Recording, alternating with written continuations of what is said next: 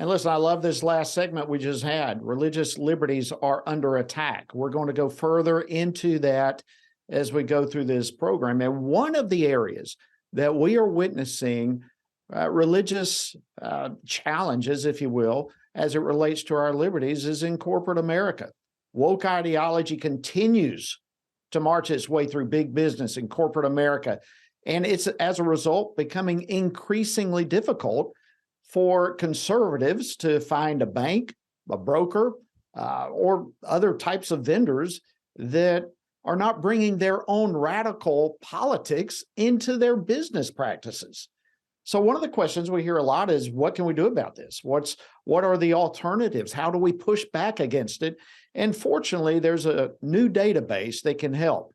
It's from the 1792 Exchange, which is an organization whose mission is to steer public companies back to neutral on ideological issues and policies.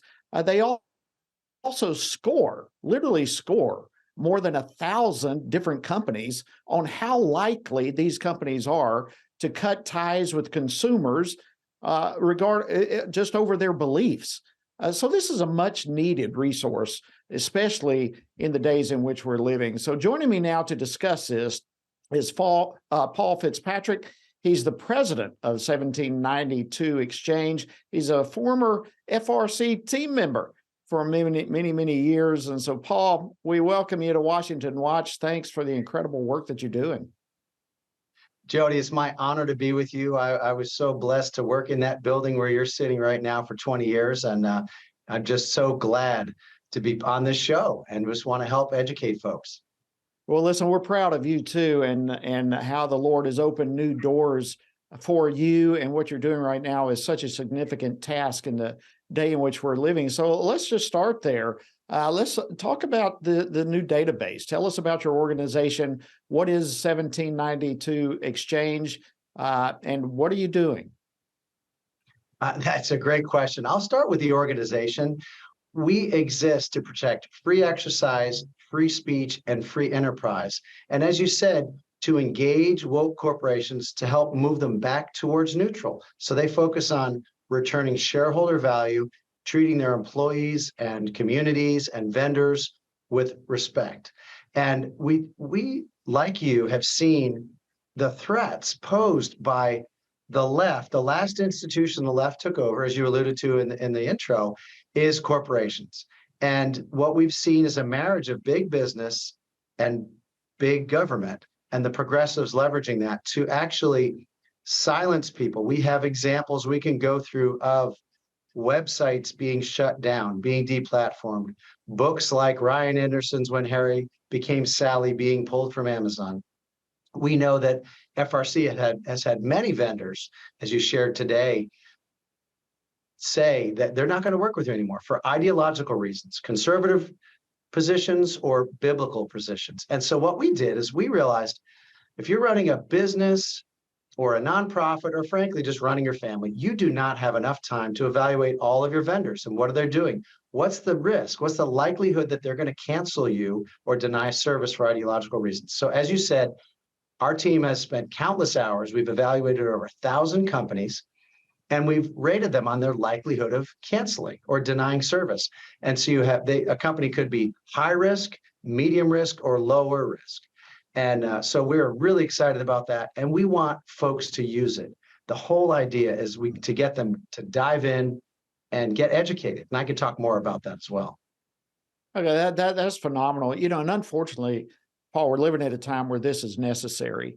I think a lot of people scratch their head literally wondering, why are corporations engaging in issues that are not even related to their business? What is the drive, the motive behind so many of these corporations getting involved politically and becoming woke, even when it has nothing to do with their business?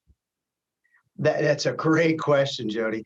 The largest lever pushing on corporations are the three big asset managers, BlackRock, State Street, and Vanguard. And your viewers may not be familiar with them, but those three companies together control roughly 20 trillion in assets. The US economy is roughly 20 trillion. And so that just shows you the massive influence they have, because we put our retirement funds, pension funds into these companies. And what they do is they put pressure on CEOs to encourage them. And sometimes it's under the banner of ESG. Your listeners may be familiar with the environmental, social, and governance principles that are within those, a lot of radical agendas, obviously on the energy space, trying to shut down anything in fossil fuel, and the S of social, that's really where the greatest threats to our freedoms come from, pushing agendas, ideological agendas, sexual agendas, and racial agendas, unfortunately, that divide us as well. And so these big asset managers put pressure on CEOs, and behind the scenes, we believe they're saying, we're not going to back your company. We're not going to finance your next deal.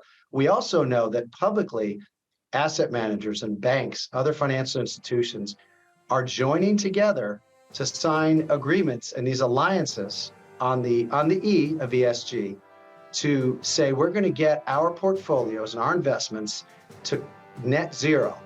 And that would be by 2050. So they're going to cut out fossil fuels, which what does that do? That empowers China. And that's a whole, maybe we do a whole nother segment on that. But Paul, let me interject here. We've got less than 30 seconds. Where can people go to learn more and to get on board with what you're talking about? 1792exchange.com, the corporate bias ratings. It's the first in our series of our Spotlight report. We're putting a spotlight on these corporations. One, to show bad behavior, but two, so you can know Paul. where to I got to run. All right. Hard Thank you break so here. much.